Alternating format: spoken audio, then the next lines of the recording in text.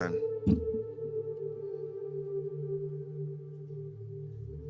Einstein made a statement. He says that I'm not interested in the phenomenon or that phenomenon. Einstein had said earlier in his life, I want to know the thoughts of God. The rest are mere details. But as he lay there dying in the Princeton hospital, he must have understood that these were secrets that God was clearly keen to hang on to. You know what the secret is? Love. Love. Love.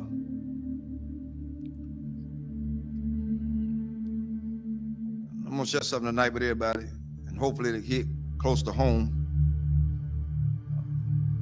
To understand the mind of God is to understand the power of love. God is love. 1 John 4:8 says that God is love. Without love, there would be no forgiveness. Without love, there would be no structure. Without love, there would be no mercy. Without love, there would be no kindness. Without love, everything else would go completely out the window. I learned this week. Took some people to let me know that I was still hurting. And I'm gonna let everybody know tonight. This is my reality. Not to slight anybody. A lot of things that I know I hadn't always done right, hadn't been right. But I had an incident this week to wake me up real good. At certain points, we can give our children what we didn't have so much until we forget about teaching them structure.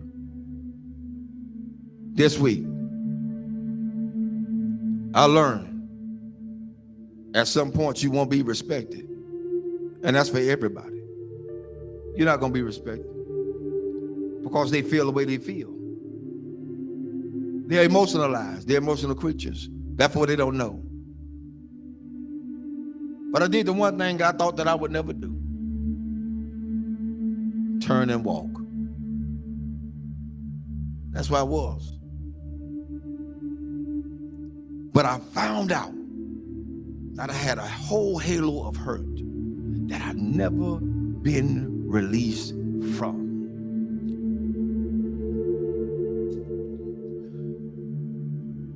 My respect factor has never really been known because I never got it. Never got it. People say they respect you. Say they love you. Where is it? One of the things we got to realize is what we train our children to do, they're going to do it to the fullest extent. If you let them be into your business as adults, then they're going to have all rights and privileges to say what they want to say, not knowing the outcome of what could be. But I learned something. Even though I went through all that hurt and I'm still hurt, that's all right. I don't mind it. I'm going to go through this thing. I'm going to go through it. Because at this point, I don't owe nobody nothing. I owe God himself. For me, I did what I needed to do and walked away. I did what I had to do and walk away. And it ain't easy. It ain't easy trying to do right and you still get damaged. It ain't easy. God help me tonight. It is not easy. It is not easy to be in a place and feel like you're trapped. Because even when you do good, evil is always present. So you have to face the fact. That's why I said a lot of times, I've told people, and I still tell people today, don't hold me up as no God. Because I'm going to fall. And I'm going to make you fall. Don't hold me as no God. I'm gonna make some decisions that folk just is not gonna like. I'm gonna turn over some chairs and some tables that people are not gonna even be able to imagine that whoa, the Reverend did that. Oh, yes, because I'm human. I'm human. I'm human. One thing I learned from all this is that you don't have to stay where you're not welcome. Thirdly, I ain't studying nothing nobody say. I came in this world alone. I'm gonna die alone. So you got to stand for yourself. I'm teaching my children that now, and I'm teaching them that from a distance right now. Because what could have happened didn't. And I love all of them. I love everybody. I love everybody. But there comes a point in your life you got to let go. You got to let go. How long do you have to put up with a lot of stuff? You did your part. You did what you can do. Now it's time to let them go. A lot of parents out there suffering now, and I'm telling all parents out there now, you done did all you could with your child. They're in their adulthood. They think they know it all. They done seen the world. They got more sense than you.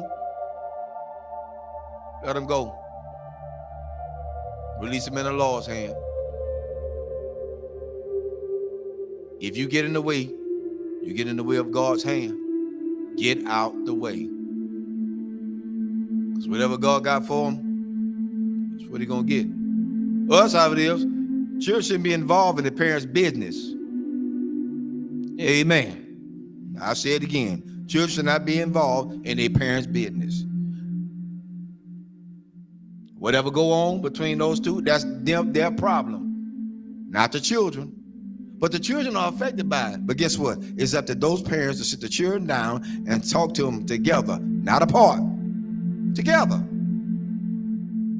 Together. You want to stop a whole lot of confusion? Talk about it together.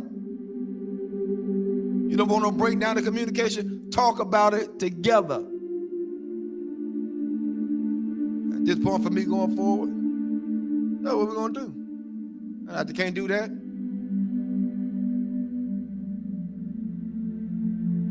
I ain't playing with them. There's a lot you can do. And God help me. I'm strong as an ox.